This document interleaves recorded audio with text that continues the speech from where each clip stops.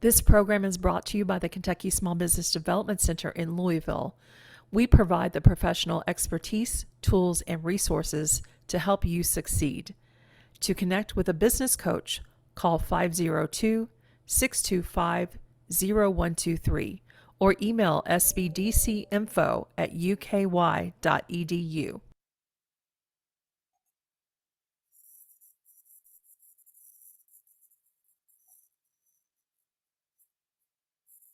Hi, welcome everybody. I am Dave Etkin. I'm here at the our Louisville office of the Kentucky Small Business Development Center Network here in Kentucky.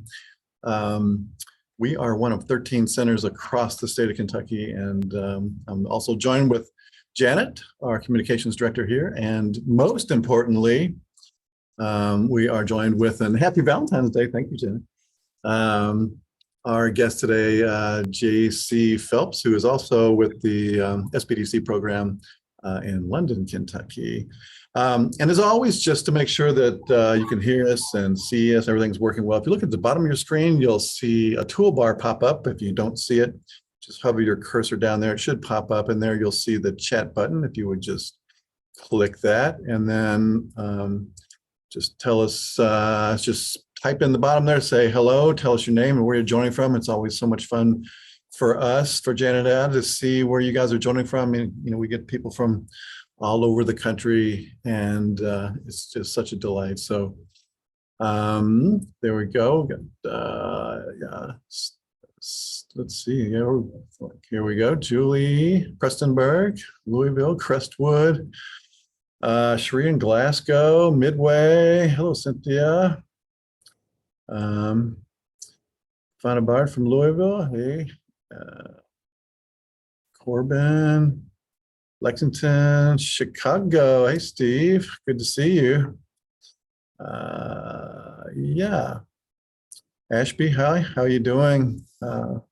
Need to hook up and meet up here soon.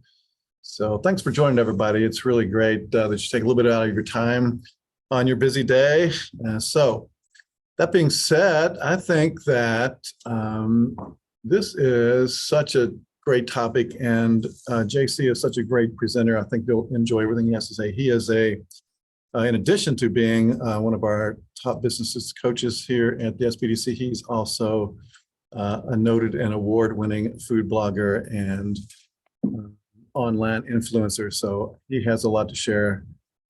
Hope you have your pen and paper out and take tons of notes. And also at the end, if you have any questions, or even if you have a question during the presentation today, just put it in the chat, and we'll talk with JC as we go forward, and especially at the end. So this is a great time to really pick JC's brain and have some, if you have some specific questions or tips and topics you want to talk about regarding your business, we can do that at the end. So JC, I'm going to hand it over to you. Let's get started. I think everybody's ready. Looks like everybody's doing well. So pop in. Hey, Lisa from Virginia. Good to see you. So sorry. There you go, JC. Oh, you're good. Hey, y'all. Thank you so much for joining me on Valentine's Day. I'm going to share some website SEO love with you. So I hope that you all will take some great info from this. SEO, as boring as it may be to say for some, SEO is quite literally my life. I live and breathe the search engine and the online space. I'm excited to share some info. Dave, one of the fun parts of co-presenting is that we have part of this early information that is already given. So I'll go ahead and start with their information, but we do always want to thank our partners. So this is my email address. If you all want to write it down, I'll also pop it in the chat before the training is over. But my email is just my name, jc.phelps@uky.edu. You're always welcome to ask me a question if you think of one. After our training is over, if you're like me, that's typically how it always happens. So Great. Let's get started. One of the most popular questions, if not the most popular question I get here at the SBDC is whether it be about social, getting them to your website, or how to organically draw customers to your website via search engine optimization. And I hope that the people on the call today, there's probably a varying knowledge of SEO, and that's good. So we're going to start at kind of a macro level view. We're going to go into the micro level, and we're going to talk about some very strategic moves that you can take. So even though I'm a creative, I do tend to be a little type A. So I like to tell you all where we are and where we're going to be going in this training. So we're going to cover SEO itself. I want you to be familiar with knowing what SEO is. I'm going to give you some brief tips on website optimization and the flow. This is of your main page. We're going to chat about the components of SEO, which is essentially almost a formula. I won't get too mathy on you, but you can think of it that way. We'll talk about keyword selection and one of my favorite tools, the Google Keyword Planner. I use it every day. Optimization of your website copy, which is the text that you put on your website. Optimization of website imagery, that's usually where I really shock people. That's an interesting section. And I'm going to leave you with some best practices, and then we will get into questions. So to make sure we have time for that, let's get started. What is SEO? Mine has been my entire life, so it seems SEO is search engine optimization. And so you'll hear me say SEO the rest of the presentation, but that's what it is. And many of my clients get interested in this, and then they read so much online, and they just get a little overwhelmed because there's so much information. So my simple definition is this. SEO is the art of optimizing your website for the search engines. Makes sense, right? It's the name in and of itself.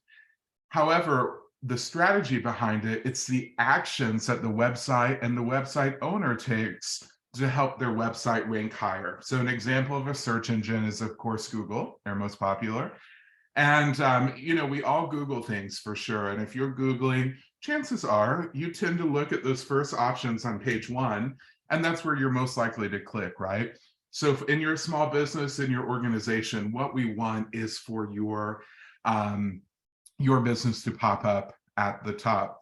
So this is just a graphic. Dave told you that I'm a food blogger, have been in the creating space for over 14 years.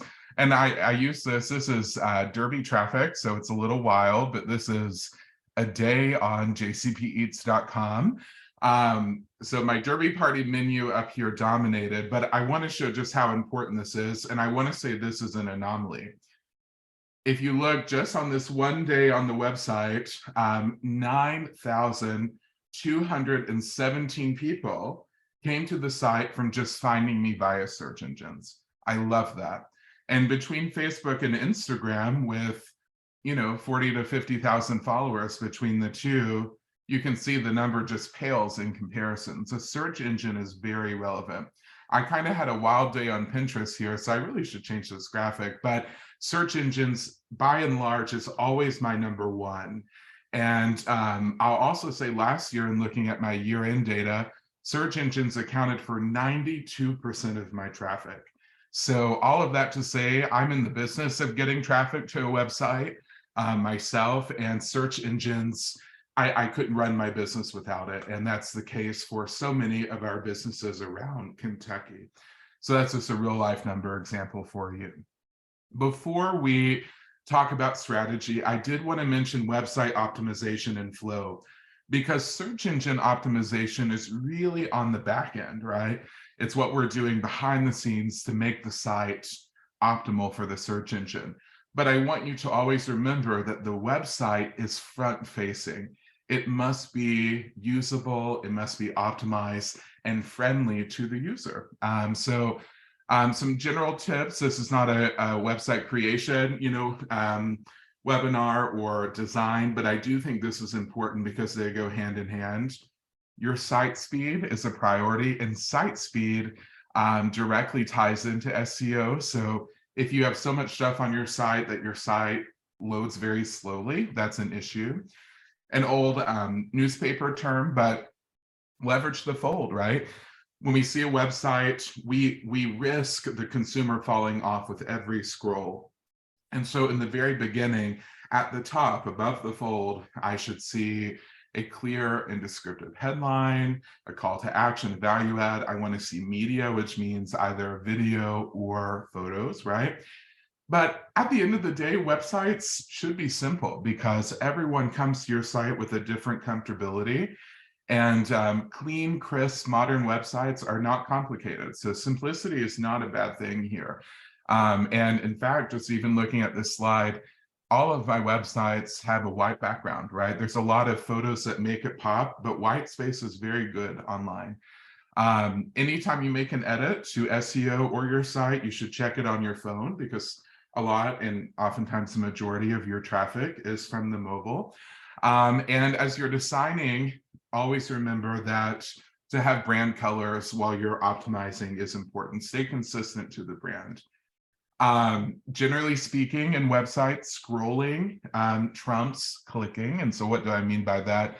Is if your front page can be dynamic, while we do risk people, stopping the scroll to get information, so the important should be at the top. Clicking is even a bigger risk because we lose consumers with every click that we make them, make. We want consumers to click, but they shouldn't have to click multiple times to get somewhere. That's really the take home fact there. Visual cues, whether it be like a button you can click to learn more, shop now, things like that, always a good thing. Already mentioned the white space, but linking to your social pages, I'm going to hop back up to imagery, optimizing your top bar. That's often where your about, shop, locations, whatever it is, at the very top, that should be simplified. And you only want that on one line, so you don't want too many things up there. You don't want it to double. And imagery is so important. There's a whole section about this, but stock imagery, by and large, is a no-no. Stock imagery is better than no imagery. But I think one of the best investments you can do in your business is to have some brand, personalized imagery of your team, of your product, things like that. So let's get into the nitty-gritty of SEO. So the question, what are the components, exactly what goes into it? And before I say that, I always like to make this point too, that, SEO again is something that a lot of clients love to read on, which excites me to no end. But I want to point out that there are different types of SEO. So technical SEO, we talked about site speed earlier, being friendly on mobile, things like that. That's the technical side. We don't talk about that as much, but it's very important. On-page SEO, focusing on the web page itself. So that's helping the search engines find you and index you through headings, meta tags, alt tags, very important, and we're going to talk about that. Number 3, content SEO. How do we optimize website content? And that's, for example, your images and your keyword integration. Most SEO and the majority of this presentation is going to talk about number 2 and 3. Lastly, off-page SEO. So this is a really great way to build authority, and that's building external links. Internal linking is also a good thing. And, if you have a question at the end about linking, I'd be happy to talk about it. But off-page SEO is always a great thing because if another website links to yours, that's what the search engine would call domain authority. It gives Google, it gives whatever indexer confidence that your site has value because other people are linking to it as well. But again, we're going to focus on 2 and 3. So this is a formula, and I'll tell a personal story here. For many years on the blog, I started blogging long before I knew it was going to be a career, whatever it may be. I really didn't know a thing about SEO. And about 8 years ago, I guess it was, I can't remember the exact date, I paid a firm to come in to help me re-optimize the site and scale it. And what I'm teaching you today is exactly what they taught me. It set me back a very hefty penny. So my hope is that these are skills that you can implement and that we're able to give you in our no additional cost setting. So my general formula when I think about search engine optimization, we want to talk about our keywords. We want to talk about the titles on the site. meta descriptions of pages, our headings, slugs, we're not talking snails here, but slugs, text, images, and if some of these things aren't in your normal vernacular, no problem, because we're going to talk about all of them and hopefully make you comfortable with them. So let's start with keyword selection. This is a text-heavy slide. I do apologize, but keyword selection is really the pinnacle of search engine optimization. And it really is a process in which you research what search term may be popular for your business or for your product. And from there, you include them strategically in your content. So that's a long definition. Let's put it in different terms. I often think one of the most valuable things you can do in a business is to ask yourself, if I were the target customer and I were going to Google with hopes of finding a company like mine, what would I type in, right? So if you're looking for a coffee shop in Louisville, chances are you're going to type in coffee shop Louisville, right? That's a long tail keyword in and of itself. Keywords are ranked based on relevance, authority, volume. Volume is how often they're searched. And keywords are classified in two ways. There's long tail keywords, which, some people say there's the buffer between 2 and 3 words and up to 5. A keyword should not be over 5. And a short tail, generally 1 to 2.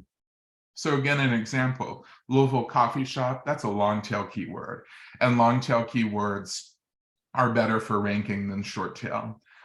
I also want to make a point here that keywords sometimes are tied to Google Ads, and we're going to talk about the keyword planner, but search engine optimization versus search engine marketing, SEM, completely different thing. SEO is what we do organically, which means at no cost to elevate the site. Search engine marketing is paid advertising of a keyword.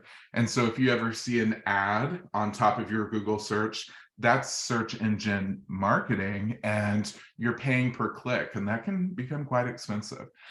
Last thing I want to say is that there's a phenomenon of what is the optimal use of my keyword. And I wish I had a great answer for you, but I have a suggestion, because there's not an exact answer.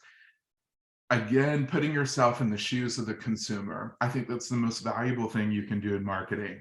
And so if you go to your website, forgetting that it's your business, your organization, you read the text and you said, does it sound funny? Am I reading this keyword too many times? Am I seeing Louisville coffee shop too many times over and over? If so, that's a phenomenon called keyword stuffing.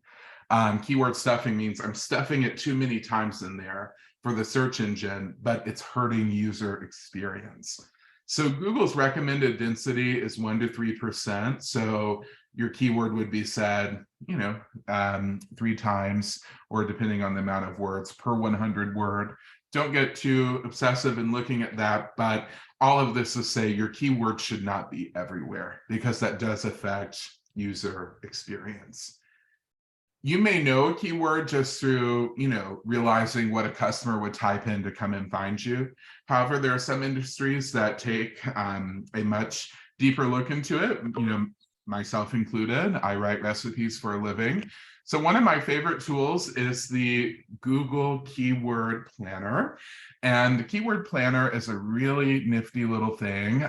It's tied to a Google Ads account.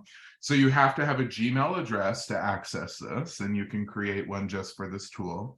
And you never have to run an ad. As you can see here, it says none of my ads are running. In, 6-7 years of using this tool, I've never ran one. So what this does, they want to sell you the pay-per-click marketing, but they give us data for free. You can either discover new keywords or get search volume and forecasts. And I call these left and right because I click them so regularly. But looking here on the left, discovering new keywords, that would be, for example, if I were typing in Louisville attorney, I may want to ask myself, is there a word searched more commonly than that? And actually, locally, this can be hard. So sometimes you want to take your root word. So for example, if you are a personal injury attorney, Are you going to write personal injury attorney, or is there a search term that is actually used more by consumers? There on the left can answer that exact question. There on the right, similar, but it doesn't give us a listing of additional ones. What it does is that it just gives us the volume of the 1, 2, 3, however many search terms that we're using. So it doesn't provide alternates. This is an example. Apparently, I was thinking about the law here, but I typed in estate planning. So say you're an estate planning attorney, you can see that there on the top. You can see my average monthly searches that Google gives me, and it gives me other keyword ideas, and there are many of these. You can just continue to scroll, but this is what I want you to look at. Average monthly searches, this number is really hard for them to hone in on, but you can look at a scale. You want a term that is searched a good amount of time. However, it's really hard to rank for ones that are searched a lot with higher competition. So what do I mean by competition? Looking over at the furthest right chart right there, you can see medium and low. High is also an option. And as you can see, they gave 610 options here, so that's great. But if I were trying to find the most competitive word on here to rank for, I would argue it's probate lawyer. And that is a low competition, which means it's easier to rank higher in the search engine. And also, if something is trending or if the way we are saying things is changing, you will see that there's not a huge change here, but you have a 3-month change and a year-over-year change. They're in the middle section. So if you see something is trending up and it has low or medium competition, it may be a good keyword to attack, right? Not every small business needs to go through keyword research like this, and maybe you just do it a time or two. But if you need to think more about how you want to, look at the copy of your business, this is a great tool. But again, equally as powerful to say, this is what consumers are likely going to type in when they search for me. This is another example. This is a me example. We're talking about food here. If you train with me, we'll always talk about food. But I was writing a spinach dip recipe, okay? So say this was a spinach artichoke dip. This is, you could tie this to your own business, same logic. I absolutely would I would not use the search term spinach dip. I would say spinach artichoke dip, because look at line 1. Search volume is 100K to 1 million. Year-over-year change plus 900%. So that tells me that's becoming a more popular recipe, a more popular search term, and it has low competition. A great keyword to attack there. So keep that in mind, right? So let's move on. We have, maybe your keyword is Louisville coffee shop. Maybe it's an organic food store. Maybe it's a estate planning attorney, whatever it may be. One of the things that's very important in SEO and for your website, for the user experience, is to have titles on your pages. This would be, for example, if you have an about page, it's not required, but you could say about us, or you could say about, such and such law firm, Kentuckiana's leading estate planners, something like that. In your titles, you can put keywords, but don't stuff too many, and including the main one. So say estate planners would be that one, right? Or Louisville estate planners. But you don't want something, too long or too crazy. I say here at the very end, user experience does trump SEO writing at the end of the day, because if you rank high on a website and people aren't liking what they see, they're still going to click off, right? And you're not going to make the sale. So instead of saying, a title with 8, 9, words, that's too much. It's okay to be simple and just say about, but if you do put a keyword in there, just make it be the main one. Don't put too many. So this is a title of a post. Many people just have pages on their page. But some people have, blogs on their website, or they have articles that they write. So this is how it would show up in Google, for example. This is a recipe of mine that I always rank pretty high for, strawberry freezer jam. I'm from Appalachia. I'm a Russell County boy. So freezer jam is big where I'm from. And this page gives me great traffic. So my title there, homemade strawberry freezer jam with sure gel. It has my keywords in it, and that's how it appears on Google. So it's important, again, if you just have about, or if I just put jam, that would be a better example here. Jam is not going to rank because there's so many posts about jam. I want someone, if they're looking for strawberry jam, freezer jam, or sure gel, I want it to pop up there, right? So that's, again, why titles of pages are so important, is that it does directly affect user experience. So we have talked about what SEO is. We've talked about aligning and choosing keywords, and pages should have titles, right? That's at the very top. We're going to work our way down, right? Or work our way down on the website in a post. How do we optimize this thing? And so the next consideration becomes your website copy. Now, every page on your website, if you use WordPress, if you use Squarespace, whatever it may be, whatever builder you have, there likely is an option for a meta description. A lot of people ignore this, and it actually is quite important.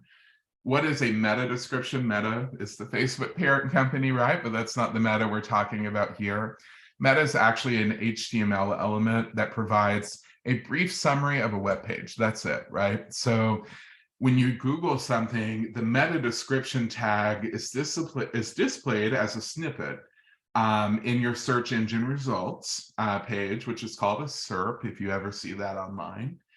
And it's essentially meant to give a user an idea of the content that exists within a page and how well it might relate to what they were searching. How is it providing value?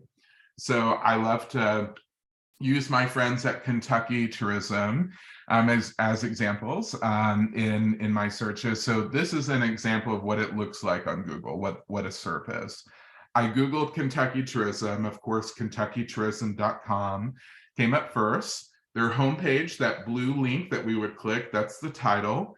And they have some search terms in there, certainly. And then in their description of the page, that's what's down below: the buzz of the bourbon capital of the world, iconic Kentucky experiences, etc. That's the SERP. And so to have a SERP for your pages helps you as a consumer realize this is in fact where I want to click. And that can help you get more traffic. It's a really easy one-time thing that you have to do, which is great. So we talked about the titles of the pages and the keywords that we're going to use in the pages. Now let's talk about the headings on pages. So headings, so say you have a long post. It's really great for user experience to break things up into smaller pieces of text. And I say that because sometimes we get overwhelmed with a lot of text. I do, right? We live in a scrolling society for our marketing. So if we have something longer, we need to make it digestible, palatable for our consumers. So if you have something with a lot of text content, I want you to think about your heading structure. Now, this may mean nothing to you all. The technical terms of headings are H1, H2, H3, H4. What that essentially means are there are different sizes of headings. If you use WordPress, you're probably familiar with this one, for example.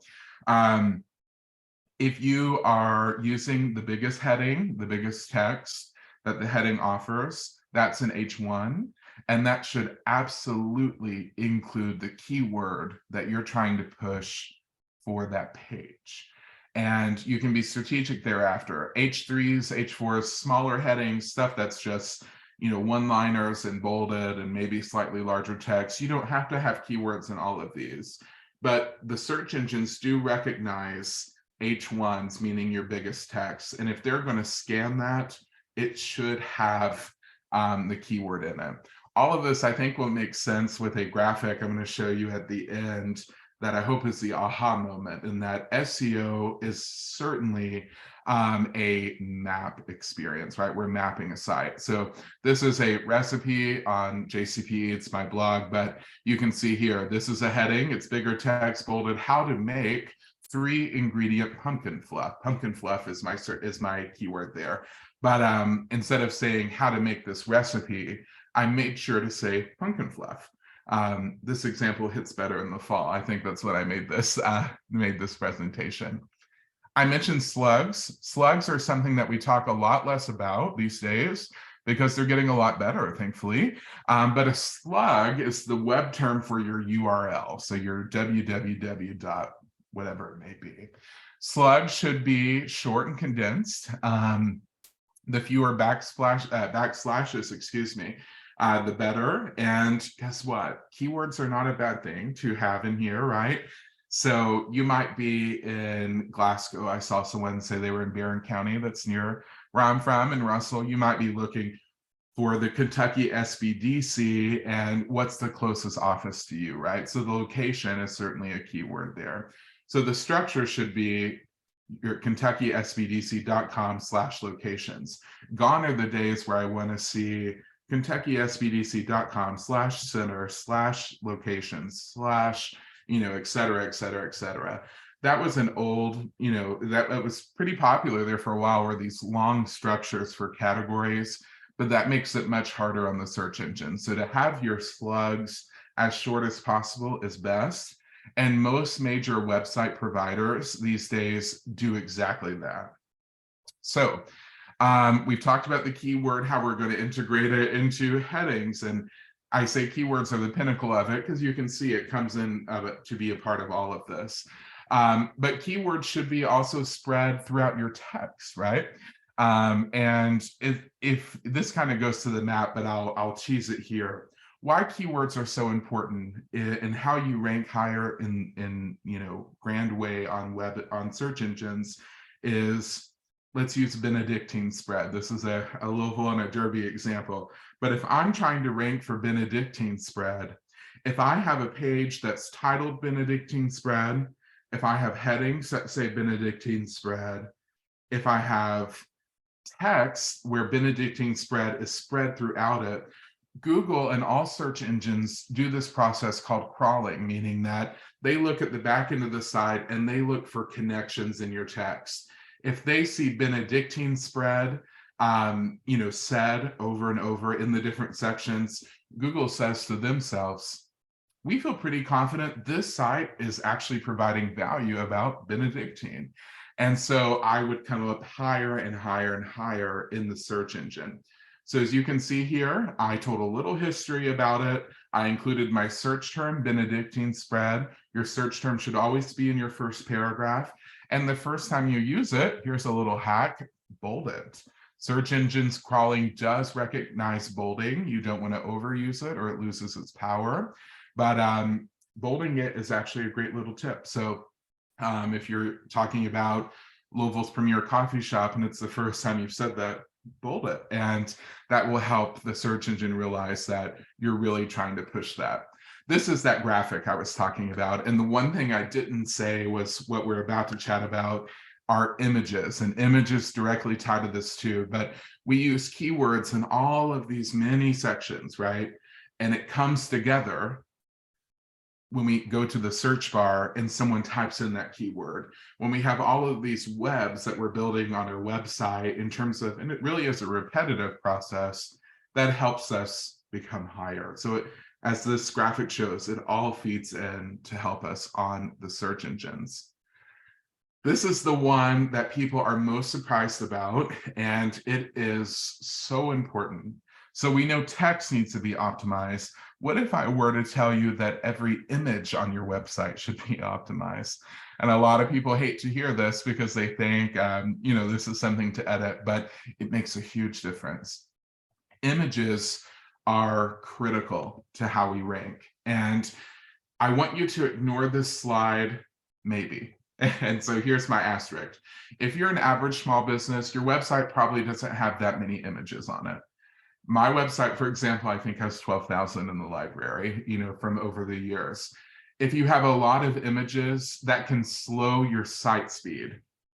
And so if that is the case, you do need to think about the optimal size of an image. And the current Google guidance is 800 by 1200 pixels or 1200 by 800 pixels, depending on the orientation of the photo. We're looking at cranberry chicken salad that I made here. But again, if you just have 20, 30, 40 images on your site or less, this is not going to be a huge concern to you. But if you're a site that posts photos constantly, something to think about, because site speed does affect SEO. So let me tell you something that is kind of the mind-blowing part of this is that Google, I talked about they crawl. We crawl on Google, meaning in the we there. They crawl our site looking for these keywords to try to bring connectivity. And they can do that via text. And Google's is very smart, certainly. But what they're not smart enough to do is to see that there's an image and tell you exactly what that image is. And so we've probably all seen, if like an image doesn't load on your website, for example, you may see a little text up there. That's alt text. We'll chat about that. But we have to tell Google what our image is. And so let's start at the bottom here, what not to do. So pretend we had just looked at my pimento cheese recipe. My guess, the average photo on our in our computer is saved as the middle one there, img876.jpg. When Google scans your site for that image, that's what they read. They don't actually read your image because they don't have the ability to know. So we have to retitle our images prior to uploading to make sure Google knows that what it is with their keywords. So those bottom two, not a good options. You know, we've all seen those crazy looking titles. The top one is tricky. Southern pimento cheese.jpg. That looks right, right? And we're near lunchtime. If you all don't leave this training hungry, I've done something wrong, right? Every example is food. But that first example in the not is wrong, and here's why. Image titles follow rules of code, and in code, in times, space is delineated by a hyphen. And so you can see the correct title is Southern-pimento-cheese. So if you were a small business coffee shop in Louisville, you may say your coffee shop's name, Louisville, Kentucky, coffee, shop. That would be an example. If you have images on your website that are not optimized, some of our website builders allow you to go in and retitle the image in your library. I hate to tell you that does not work because those images at original code were already uploaded into the back end of your site. So if you're replacing an image, you're going to need to retitle and re-upload it, which can be laborious. And depending on how vast the images on your website, I always tell people, don't be overwhelmed. You know, make it a goal to do a few a day, and it really makes a big difference, right? But this is something when I had that firm come in, I talked about in the beginning that blew my mind. And so let me show you an example of a image search that helps me rank. This is one of my most popular posts of all time. Last year, it got 7-digit views, which is crazy. But I mostly do original recipes, but sometimes I like to do celebrity recreations. And I love the Barefoot Contessa. So I noticed on her website and on Food Network and on the Today Show that her website, her Caesar dressing recipe was really kind of poorly written for the search engines. So what I did is I made a post in homage to it, gave full creative credit to her recipe, but said to myself, you know, I'm trying it and is it good? And so I did that. As you can see here, the top 5 images, I'm 3 of them, but the Today Show, foodnetwork.com, Barefoot Contessa, all of those websites are much larger than me. But this is why I love SEO. If you know how to do it, it doesn't matter that I'm a small, blogger in Kentucky. I can outrank if I am strategic and I find gaps in the market. And this is really powerful. So I always show this example to clients, not to, talk about traffic, but just showing images make a difference. And that's exactly what happened here. And So part of my research when I try to outrank people is I try to find gaps in the market, right? And then I try to do it better. That's one of my strategies. The other thing, we've talked about image titling. There are then a few other things to fill out about images. We have a cheesy corn dip over here to the right. I'm getting hungrier by the slide. I don't know about you all, but what I want to say is that captions, when you see that, captions are not necessary. And at times they can be clunky on a website because they actually show to the consumer, to the person on the site. However, what should be filled out, if you have the option for this in your website builder, is what's called alternative text and descriptions. So here is what's about alt text. Alt text is actually an accessibility feature, and Google and search engines have made great strides in prioritizing sites that promote internet equity. And so if you are visually impaired and you use a screen reader, for example, what Google will do, or what the screen reader does, is that they read the alt text, the attribute, to tell that person what it is that they would be seeing if they were able to see, right? If your image doesn't load, it's also that text that shows up in the box, if you've ever seen that. So alt text is very important because it's, again, one of the things that the search engine crawls for, and it helps your image be indexed. So here's an example, and I want to point out here, alt text uses spaces. The image title uses hyphens. And if, for example, you hyphened here, the screen reader would say Southern hyphen tomato hyphen, and that's not very accessible for people, right? So here we use spaces. So you don't want to stuff too many keywords, but you want to be able maybe to close your eyes. And if you were to read or to hear your alt text description, would you be able to know what the image said? So bad examples, pie. Well, there are lots of pies. I'm thinking to myself, what kind of pie is this?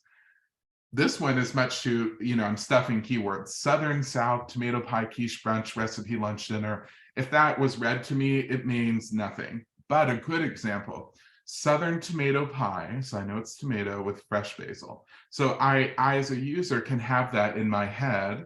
And again, the search engines value this. And this is the image that we're talking about. This is a tomato pie with basil. So that's what an alt text is, and this is what it looks like. If you were a WordPress user, that's personally what I use, but many are just like this. We're going to go back to pumpkin fluff here. You can see the title of the image is 3-ingredient pumpkin fluff. You see the hyphens. I use this one for an example is some people may say, I have multiple images about the same thing. That's not a bad thing. How you delineate that, and I did just that here, is you add another hyphen and you do a number. So 3-ingredient pumpkin fluff 7. That's telling Google that on my website, this is the 7th photo that has to do with this. That's better than, using a suboptimal name. Just add a number to it. There in the alt text and in the description, I have, used my search term. And it's good to use a search term for SEO, but you should still be able to understand what it is. And so if I were to critique myself here, I may even say that the alt text should say 3-ingredient pumpkin fluff in a crystal bowl, if I wanted to give even more visual. But at the end of the day, it should still let the person know that this is an image of the pumpkin fluff, right? That's what the alt text is for. So wrapping down the finish line, going to the questions, some SEO best practices. Websites have to be updated, right? And this can be very laborious again, but you need to update them as needed. But what I want you all to realize, hopefully you took some tips from keyword to image optimization to how to integrate your keywords into all of these sections. SEO is a long-term game. If you change all of this in, this month, you're not going to see the benefits of it next month, or the benefits to the extent that you will. It is long-term. And the one reason is that our sites, we talked about that crawling where Google is reading the back end of the site for these keywords. That doesn't happen every day. And Google doesn't tell us how often it happens. For the big sites like, say, the New York Times, their site is certainly crawled every day, probably multiple times a day. But for sites like you and I, the average small business, they're not going to crawl us. So long-term game, I want you to focus on keywords, how to use your keywords in your text, and the keywords should be used to optimize your images. That's a trifecta, to put it in derby terms. If we can do all of that, Google feels confident in recommending the site. At the end of the day, though, it's all about user experience. I don't want to see your keyword stuff too much. If it reads funny to you, it's going to read funny to a consumer. And that's when you've overdone it, right? And you do that by placing yourself in the shoes of your consumer. And I don't want you to overwhelm. This is, again, really, some people find this complicated. It can be a completely different language. And it's something that takes a significant amount of time. So do it little by little, set goals for yourself. And that's the best way to actually make actionable change for your business in terms of SEO on your website. So I'm going to hush so we can get to questions, but I hope that provided some great value for you all. That was great, JC. That was a lot. I took a ton of notes. So right off the bat, Michelle, and this is something we get questions about all the time, that, you know, she has an online clothing boutique, and she struggles with the alt text descriptions on her various products and stuff. I mean, just in a general overview of what would you tell someone like Michelle? So for the boutique owners, and I will say to Michelle, I don't envy boutiques. I think boutiques have maybe one of the hardest times with SEO because your inventory changes so much. That is really hard. For your alt text, it should essentially be, you know, describing the item itself. And I also think that there's value if your average customer is local versus e-commerce. There's a difference. For example, you're selling, you know, I wear the same shirt in a different color every day. I'm not very fun. If you're selling a black quarter, maybe you're selling Ralph Lauren, whatever it is, I would expect to see black quarter zip in the alternative text because that's what the image is. However, if you do market a lot locally and pretend you're in Louisville, a great alternative text would be men's black quarter zip, Louisville KY. And that would be alt text. But boutiques have the hardest time doing it. I agree with that. So just to dovetail, I think, JC, you and I wear the same brand of shirts because our thumbnail pictures are the same shirts, just different colors. So it is. And the sad part is, I think I've worn the same clothes since I was a toddler. The sizes have changed, but let's not talk about that. Yeah. So back to Michelle. So, well, would you just as a thought, I mean, since the inventory changes a lot, and a lot of these boutiques are basically a curated type of idea, I mean, would it be a good advice to her to push on that? As just, you know, the vision or the brand sort of, what would you say? That's a great question. If I were a boutique, this is what I would do. Do I think your images should still be correctly titled and optimized with keywords? Certainly. But what you should most focus on is your positioning or the vision and tying your keywords to that. So for example, maybe you are Louisville, Kentucky's premier women's boutique. That's the SEO that I would really hone in on, not trying to hit the SEO for every single cardigan or quarter zip or whatever it may be that comes in. The brand itself is what should be optimized, because, you know, also think about the wholesalers that you buy from. There's going to be every single person that's buying that sweater around the United States or the world. They're going to be trying to rank for that too. So what you will want to rank for is the business itself. And to ask yourself, if someone were looking for me, and again, it's a question of local versus national e-com, what would it be that what would they be searching for? And I always argue locality is not a bad thing because it's easier to rank locally than nationally. So keep that in mind too. Good. Stefan says, we hear SEO is magical and you've made it straightforward. Thank you for that. It sounds like it can be done by us, and perhaps we do not need to hire somewhat expensive organization to do this for us. How much time do you typically spend roughly focused on this aspect of your business? That's a great question. So me, my business is quite literally churning out content. So I optimize everything. This is what I will tell you.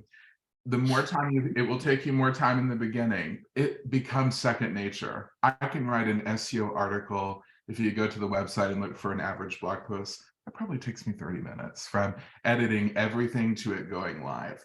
So you will see as you become more comfortable and you have the format of your business, you'll see the time go down. In terms of hiring an expensive business, time is valuable to different entrepreneurs. And so it's a question of what's the intrinsic value there, and is your time, worth that and spent elsewhere? What I will say though, this is my by and large opinion in marketing.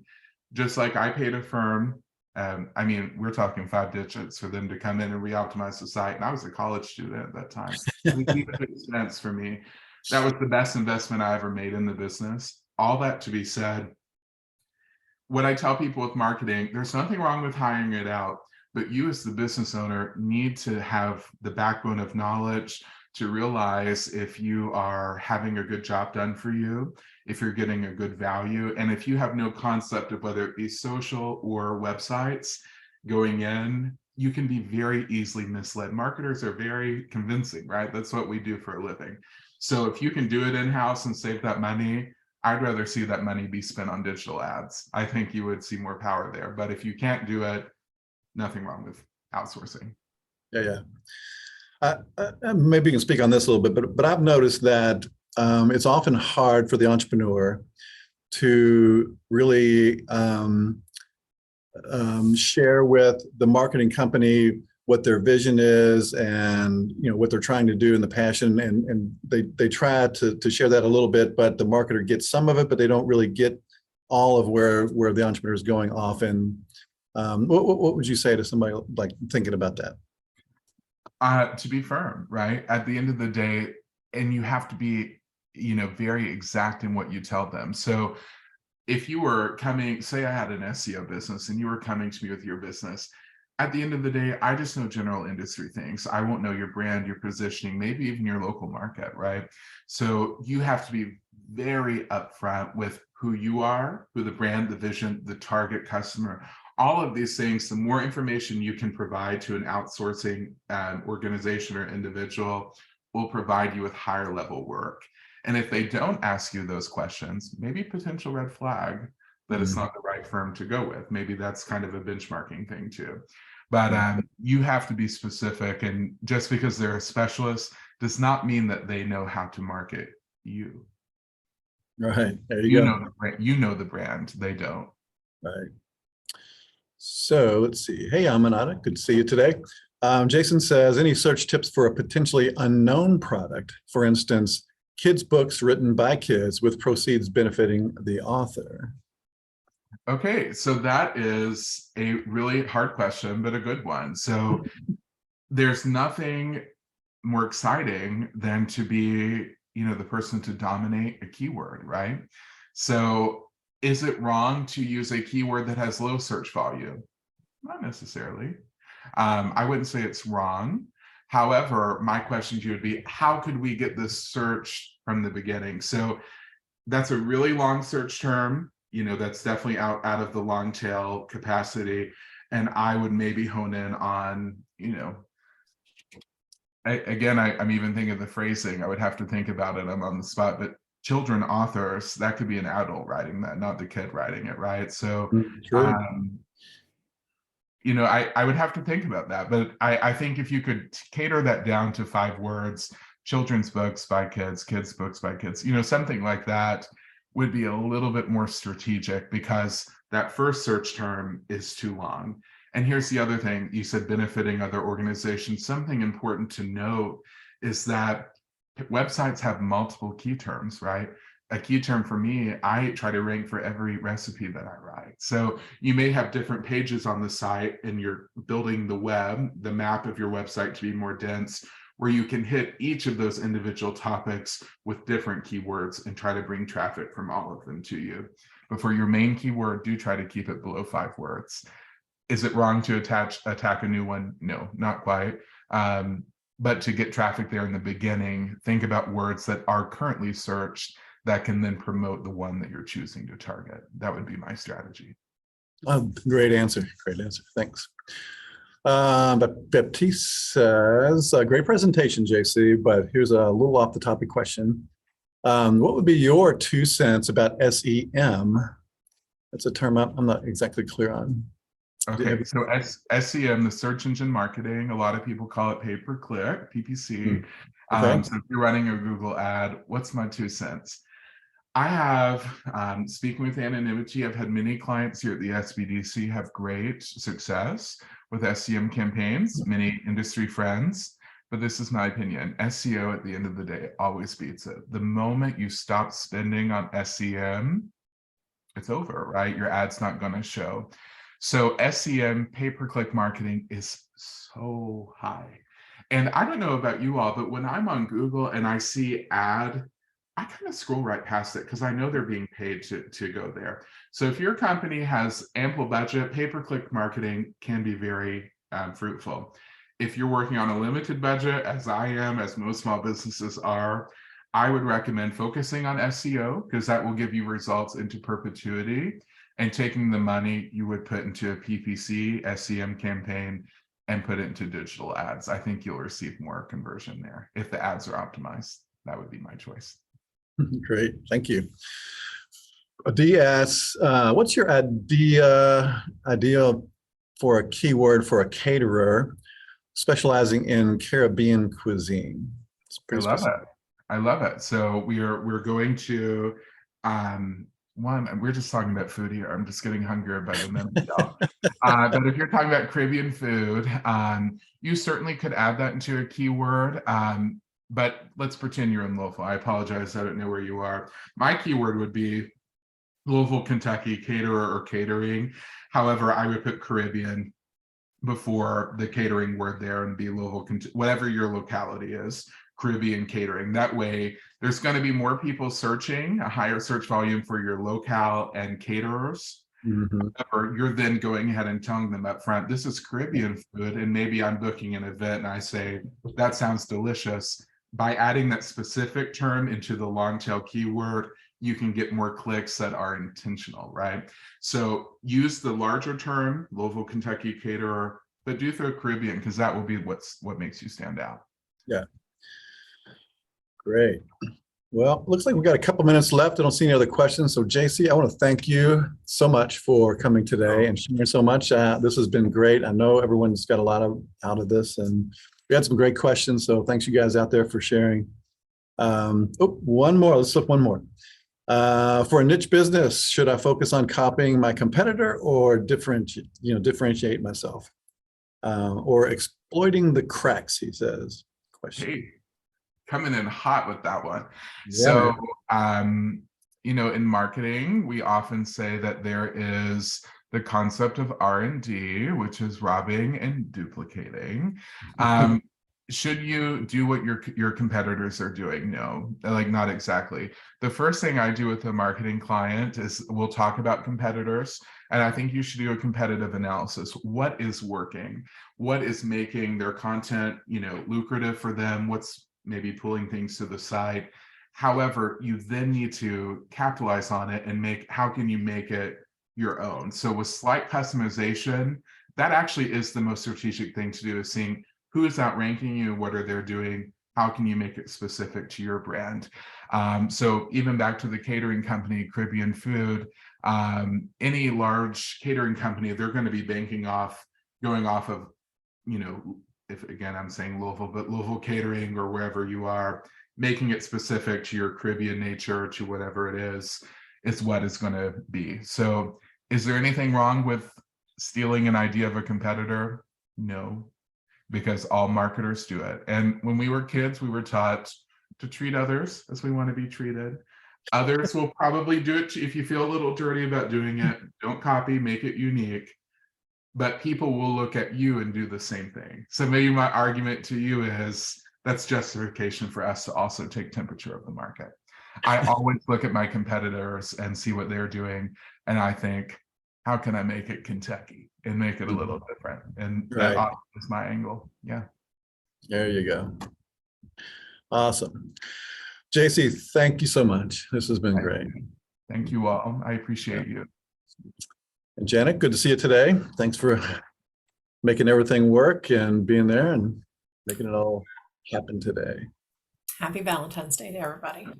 Happy Valentine's Day. So, and join us again for another Toolkit Tuesday. And thanks for joining us today and spending an hour of our time. I hope you got something out of it. We'll send you the slides and the recording here at some point very soon.